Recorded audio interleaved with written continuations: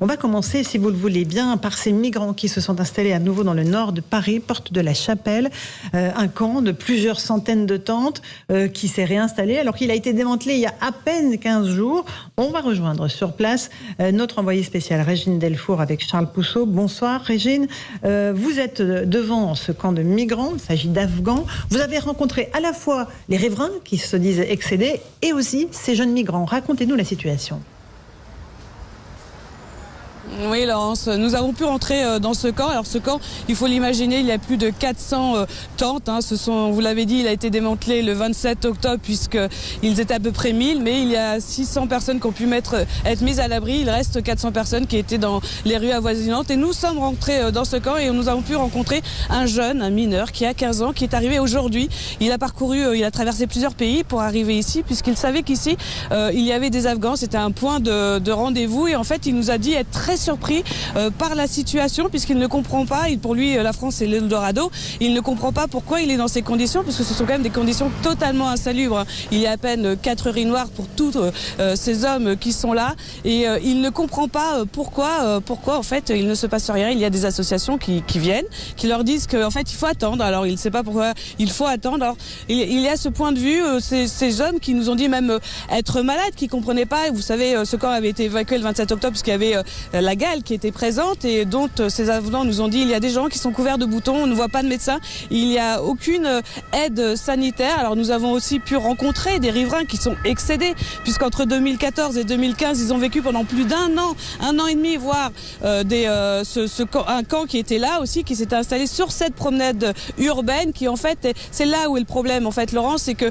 cette promenade elle est située du côté du 18e arrondissement, de l'autre côté du 10e arrondissement et tout le monde se renvoie la balle. Et ici, donc ce camp, en fait, il se remet. Il était là en 2014, en 2015. Il a été évacué le 27. Très vite, des tentes sont revenues. Et là, elles perdurent. On ne sait pas s'il va être à nouveau évacué, mais c'est un vrai problème sanitaire, que ce soit pour les migrants, mais que ce soit aussi pour les riverains. Merci beaucoup, Régine Delfour et Charles Pousseau. Emmanuel Ménard, 16e expulsion, enfin démantèlement de ce camp, rien que depuis 2022. Voilà, nous disait Louis Dragnel d'Europe 1. Est-ce que la situation est insoluble? Alors, moi, ce que j'ai entendu, c'est qu'en fait, quand le camp a été, quand les réfugiés afghans ont été expulsés de ce site le 27 octobre, en fait, il y a une espèce d'appel d'air, c'est que il y a à peu près 400 personnes qui sont arrivées en se disant s'il y a une mise à l'abri, on veut bénéficier de cette mise à l'abri. C'est des gens qui étaient dans la rue, donc c'est compréhensible qu'ils veulent être mis à l'abri, être protégés. Sauf qu'il n'y avait pas de place, c'était pas prévu. Donc on a pu mettre à l'abri un peu plus de 600 personnes. Les 400 qui sont restées, elles sont restées dans les rues avoisinantes et petit à petit, effectivement, elles ont voulu pouvoir s'abriter sous le métro.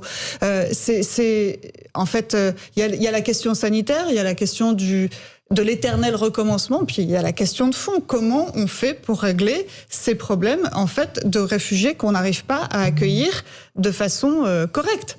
Alors, je vois effectivement les associations, les bonnes âmes qui disent « mais on y arrive pour les Ukrainiens, pourquoi on n'y arriverait pas pour les Afghans ?» C'est vrai, sauf que il faut pas se voiler la face. La population ukrainienne a bénéficié d'un capital sympathie dont ne bénéficient pas les Afghans. Si vous demandez aux familles françaises si elles veulent bien recevoir des hommes, ce sont uniquement des hommes. Ce sont pas des femmes et des enfants. Les Ukrainiens, c'était principalement des femmes ou des enfants. Quand c'était des hommes, c'était des personnes âgées. Là, ce sont des jeunes hommes. Je vous garantis que les familles françaises, elles craignent d'accueillir et de pouvoir rendre service. Voilà. Donc il y a un vrai problème de fond, et ça c'est à l'État effectivement de s'en saisir. Alors Monsieur Darmanin a l'air de vouloir prendre le taureau par les cornes. On verra ce que son énième texte de loi dira au mois de janvier. Il a fait des effets d'annonce. On va voir ce qu'il y a réellement dans ce texte quand il nous sera présenté au Parlement. Mais c'est vrai que on a l'impression que c'est insoluble. Et encore une fois, c'est insoluble surtout pour les riverains, parce que c'est toujours les mêmes qui trinquent. En fait, c'est toujours ceux qui sont autour de ces camps, et c'est les réfugiés évidemment aussi. Mais quand on n'a pas les moyens effectivement de mettre en place une vraie politique d'immigration choisie, ou à travers de laquelle on prend en charge les gens qu'on accueille, et ben on en arrive à des situations ubuesques comme ça, où tous les 15 jours, on peut recommencer à vider les camps, et tous les 15 jours, ils se remplissent. Donc, je sais, depuis le temps, enfin moi, ça fait plus de 5 ans que je suis députée, j'essaie de dire ce problème d'immigration, il faut le poser à plat une fois pour toutes. Arrêtons de dire de gauche, de droite ou de quoi que ce soit. Il y a un vrai problème d'immigration. On reçoit trop d'immigrés en France et on n'arrive pas à les accueillir correctement. Je différencie encore une fois le problème de l'asile politique. C'est de l'honneur de la France de recevoir les gens qui demandent l'asile politique en France. Il faut savoir les accueillir, sauf que quand ils ne bénéficient pas du statut de réfugié politique, il faut qu'ils repartent. Or, en France, le problème, c'est ça, c'est qu'il y a un dévoiement de cette politique d'asile, puisque ceux qui viennent pour de fausses raisons, des raisons économiques ou familiales la plupart du temps, ils ne repartent pas quand ils sont déboutés de leur droit d'asile. François Pupponi, je vous vois assez consterné avec cette situation. C'est un sujet que je connais bien. Et le problème, c'est que ces Afghans, pour parler des Afghans, ils sont soit effectivement dans l'attente d'un statut de réfugié. C'est la première nationalité demandeuse d'asile aujourd'hui en France. Mais ils profitent de la situation en Afghanistan, avec les talibans, en disant voilà, nous on est pourchassés, donc il faut. Mais ils savent très bien que eux, ces jeunes hommes, ils ont peu de chances d'avoir le statut. Donc il y a des camps qui sont ouverts, il y a des structures qui sont ouvertes pour eux. Moi, je suis assisté à Sarcelles, la ville de Paris la préfecture avait réquisitionné une ancienne maison de retraite de la ville de Paris et ils les amenaient de Paris. Ils en amenaient 500-600. Mais ils prenaient une douche, des médecins les regardaient, et après la préfecture ouvrait la porte et leur montrait où était la gare. Ils repartaient à Paris tout de suite. Ils se restauraient un peu, ils se réchauffaient, ils se lavaient, ils étaient un peu soignés, et ils repartaient. Parce que, la plupart sont en situation irrégulière, donc ils n'ont aucune envie d'être dans des structures où ils ont le sentiment qu'on peut les expulser du jour au lendemain, donc ils préfèrent être dans la rue et échapper à la police. Et les autres, ils travaillent. Il y a des réseaux qui les utilisent pour les utiliser dans les restaurants, dans les entreprises de BTP, etc. Donc là, ils sont là parce qu'ils savent que c'est là où ils sont protégés, entre guillemets, par les leurs, recrutés par des réseaux, et qu'ils ont peu de chances d'être arrêtés par la police. Voilà. Et donc, ils ne veulent pas rentrer dans les structures en dur, parce que il y a des propositions qui sont faites. Mais très très vite, ils préfèrent être là. Et puis après, ils espèrent tous un jour partir en Angleterre, trouver d'autres réseaux, voilà. Donc c'est quasiment insoluble, tant qu'il n'y aura pas une discussion, ou tant qu'on ne leur donnera pas la garantie que, effectivement, ils resteront là. Tant qu'ils auront le doute sur le fait qu'ils peuvent être un jour envoyés. Alors, les associations font un travail exceptionnel. Hein. Ils leur offrent, il y a un téléphone, il y a de quoi manger, il y a de quoi se laver, il y a de quoi téléphoner, voilà. Donc ils ne sont pas abandonnés par les institutions, puisque les associations font un travail, mais on ne sait pas quoi en faire, parce qu'à un moment, personne ne veut vraiment se préoccuper du sujet. Rapidement, Éric Revel. J'ai trouvé que Régine Delfour résumait parfaitement la situation, des gens excédés en face des migrants, mais elle a dit quelque chose qui, à mon sens, a encore plus d'importance. Elle a dit: il y a un mineur isolé de 15 ans qui vient d'arriver après avoir passé plusieurs pays. Eh bien voilà. Voilà le cœur du sujet, me semble-t-il. Parce que si cette situation est inextricable, moi je redis, il faut quand même remonter tout cela et savoir comment ce mineur de 15 ans, traversant plusieurs pays, est arrivé à Porte de la Chapelle. Ça, c'est quand même un sujet politique, me semble-t-il, de première importance. Or, il me semble que là, on s'appesantit sur une situation inextricable en traitant finalement la conséquence. Mais la cause en amont, comment se fait-il qu'un mineur de 15 ans puisse tout seul, comme ça, c'est un sujet qui devrait nous interpeller. Allez, on fait une toute petite pause. C'est des filières. Évidemment, il y a des filières de passeurs. Et on continue ce débat dans un instant avec vous, Louis Dragnel, Emmanuel Ménard, dans un instant, dans Punchline, sur CNews et sur Europe 1, tout de suite. Europe 1. Punchline, Laurence Ferrari sur Europe 1.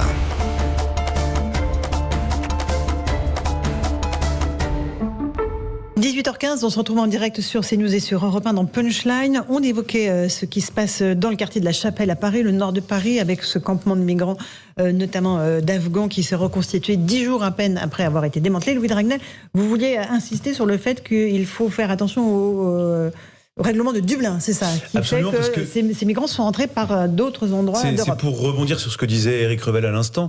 C'est-à-dire que normalement, dans l'Union européenne, quand un migrant, un demandeur d'asile arrive foule le sol européen, eh bien, il doit faire sa demande d'asile dans le pays dans lequel il est entré. Et en vertu des accords de Dublin, la France normalement est en mesure d'expulser ce qu'on appelle, donc on les dubline, ces personnes-là vers le premier pays dans lequel ces personnes ont foulé le sol européen.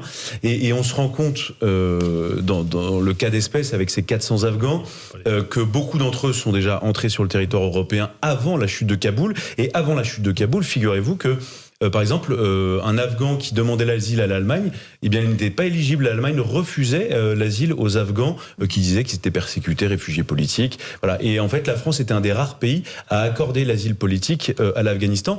Et donc, c'est la situation totalement ubuesque de la France dans un écosystème européen qui a changé. Et donc, il faut évidemment que la France harmonise. Il faut que l'Union européenne harmonise ses règles. Ça, j'allais dire, c'est la théorie de Ah bah ce non, qu'on c'est appelle pratique. ici. Je vais vous dire pourquoi. Je vais reprendre l'exemple de mon jeune de 15 ans dont parlait Régine Delfour il y a 10 secondes. Elle dit il a traversé 5 pays. Il a traversé plusieurs pays européens. Si vous voulez, s'il demande Il n'a pas fait de déclaration. Mais il n'a pas fait de déclaration. Il est donc, venu en France. Bah, il est venu en France, donc comment Non, mais vous voulez faire il est bien entré par un. Eh ben oui, mais il a pas justement. fait de déclaration. Il a Ah non, pas mais- fait de déclaration, non, mais donc vous- c'est toute la faillite de l'Union européenne. Voilà. C'est que normalement, il y a la Voilà mise en un place de la exemple précis. biométrie, il y a la prise d'empreinte. il y a Et d'ailleurs, pas. vous Ah oui. avez devant la Cour nationale du droit d'asile des gens qui se sectionnent le doigt ou qui se mettent de l'acide sur le doigt pour éviter qu'on puisse retrouver leurs empreintes, pour qu'on puisse les confondre. D'accord. Moi, ce qui me révolte un peu aussi dans cette situation-là, c'est que lors de la dernière évacuation, le dernier démantèlement le 27 octobre dernier, moi je me souviens, les autorités administratives et politiques avaient expliqué cette fois-ci on va faire les choses calmement, au sérieux, et on va étudier. Ils avaient dit qu'ils allaient faire une prise en charge administrative individuelle. Donc on va étudier chaque cas de manière individuelle, puis on traitera les uns et les autres pour que surtout, voilà, enfin le problème ne se reproduise pas. Eh bien, cas d'école. Les cas, on les Ce sont pas les mêmes. Mais si, parce que souvent, c'est ceux qu'on les C'est pas envoie dans forcément- d'autres villes où on les démonte. Alors, attendez, Emmanuel Ménard. Non, apparemment, là, ce sont pas les mêmes. C'est 400 Afghans qui, de plus, en fait, que les 600 qu'on a pu Ils sont où, les 600 exfiltrer.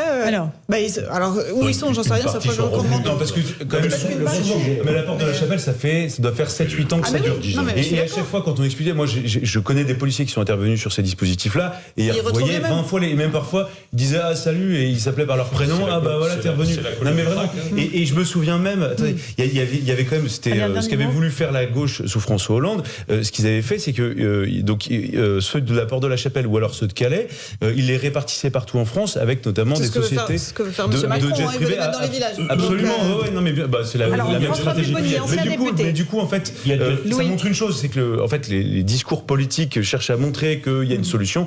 Aujourd'hui, ça paraît En tout cas, c'est pas difficile. celle-là, hein. Mais c'est pas celle-là, et le problème doit être réglé au niveau européen. Ça, je suis absolument d'accord. François Pupponi, ancien député. Parce que S'il vous plaît, pas tous en même temps. Pour moi, il y a deux On comprend solutions. plus rien. Soit ils sont dans l'attente de leur demande d'asile. Et ça dure. Moi, j'ai le cas actuellement d'une personne, ça fait 3 fois qu'on lui renouvelle son récépissé de demande de demandeur d'asile. Bon, bah, il a son récépissé de demandeur d'asile, il est en France, légalement. Bon. Donc eux, on les connaît, ils attendent. Et puis il y a ceux qui ont été déboutés du droit d'asile, qui sont sous le coup d'une OQTF, et qui disent, nous, on disparaît dans la nature. Et les policiers les connaissent. Le problème, c'est qu'ils les interpellent, ils en font quoi? Mais la réponse, c'est pas policière. Alors, Enfin, elle est policière pour les habitants, mais de manière le structurelle. vrai problème, c'est comme je disais tout à l'heure, c'est comment ils arrivent à Vous rentrer. imaginez qu'il n'y a pas assez de places d'hébergement d'urgence. bien En sûr. France, il y a 145 500 places Pour les Français. d'hébergement d'urgence et il n'y a plus de place. Mais bien C'est pour entendu. vous dire à quel point le système est complètement Et saturé. engorgé. Madame la députée. Il n'y a plus de place dans les centres d'accueil pour des demandeurs d'asile, il n'y a plus de place dans les centres de rétention Dans les administrative. hôtels. Il n'y a plus de Ouais, place dans les hôtels. Les centres de rétention administrative, je vais vous donner un chiffre parce que ça c'est intéressant. On parle beaucoup des OQTF. Alors, on dit les 2600. OQTF qui sont pas exécutées. C'est vrai qu'elles sont pas très peu exécutées. Mais quand on exécute, quand on essaie d'exécuter une OQTF pour un clandestin qui est placé en centre de rétention administrative, le taux augmente significativement et on passe à 42,5%. C'est pas assez, hein. 42,5% d'exécution effective. Ça veut dire qu'on passe de 6 à 42. Donc, si on multipliait les centres de rétention administrative en France, apparemment, les crédits vont 300 être places débloqués. supplémentaires. Oui, Ça, mais c'est- 300, ça sert à... c'est toujours je veux dire, mieux c'est pas que que rien, ça, c'est mais mieux que oui. rien, mais ça suffit pas. Mais vous Et là, avez je raison, suis parce que d'accord. c'est pour ça que le système allemand fonctionne mieux, Mais bien parce qu'il y a sûr. plus de Alors, placements en Parce qu'il y a centre plus de terminez, de Madame la place. Et là où je députée. suis d'accord, je finirai là-dessus, Allez-y. c'est sur l'uniformisation obligatoire des règles dans l'Union européenne, des règles d'immigration, parce que ça éviterait cette espèce de tourisme migratoire, qui n'est pas le fait des individus, c'est pas un individu sûr. pris tout seul, c'est le fait des filières et des passeurs. Et les filières et les passeurs, elles disent voilà, alors dans tel pays, tu veux te faire soigner, bon, la France c'est mieux pour se faire soigner. Tu veux La France, ceci, c'est mieux pour tout. Hein. Oui. Objectivement, il y a peu de choses sur lesquelles on n'est pas très attractif. Les Afghans, ils ont C'est des vrai. réseaux économiques. Hein. Oui, mais les Afghans, moi je suis D'embauche ici, quoi. surprise de voir ce jeune de 15 ans qui arrive à Paris. sincèrement et objectivement, quel est le lien objectif entre l'Afghanistan et la France? On n'a pas de communauté de culture, on n'a pas d'histoire commune, on n'a pas. Normalement, ils y trouveront du travail. Oui, mais normalement, ils auraient dû s'arrêter. Ils auraient dû s'arrêter en Allemagne et ils n'auraient pas dû arriver jusqu'à la France. Le problème se pose de la même manière avec les bateaux qui sont arrêtés aujourd'hui en Italie. L'Italie qui est confrontée à même type de difficultés, mais il n'y a aucun pays européen qui a très envie d'accueillir. Qui a fait débarquer uniquement les enfants, les femmes et absolument, les personnes malades. Il y a une surreprésentation d'hommes, ce que vous disiez tout à l'heure. Chez les Afghans, oui. Il ne faut pas oublier qu'à la colline du crack, c'était les Afghans qui avaient mis en coupe réglée le trafic de crack. Hein. Quand ils sont arrivés, ils ont dégagé les Sénégalais sur la colline du crack, et c'est eux qui avaient tout réglementé, parce qu'ils savent faire. Hein. Voilà, donc ils savent très bien qu'ils ont des moyens de dealer, de faire ou de travailler. Donc ils viennent en France pour une bonne raison, c'est qu'il y a des lieux d'accueil pour eux qui leur permettent de rester. Et donc on a une forte arrivée de population d'Afghans.